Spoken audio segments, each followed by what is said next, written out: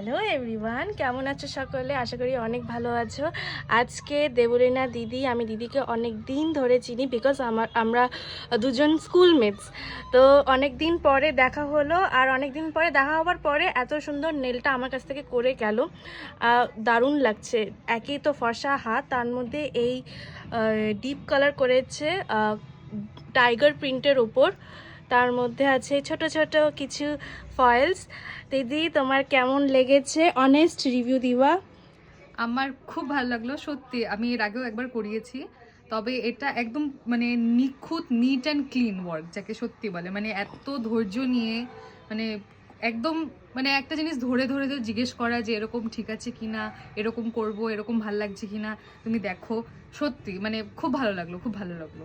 খুব ভালো লাগছে। আচ্ছা, আমি তোমায় কিছু শিখাই দিই নাই তো যে আমাকে খুব ভালো ভালো বলো? No no, not at all, not at all. আমি নিজের থেকেই বলছি যে ও সত্যি খুব ভালো করায়।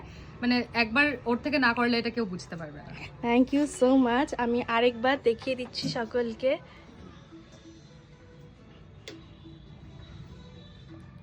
থ্যাংক ইউ দিদি। ওয়েলকাম।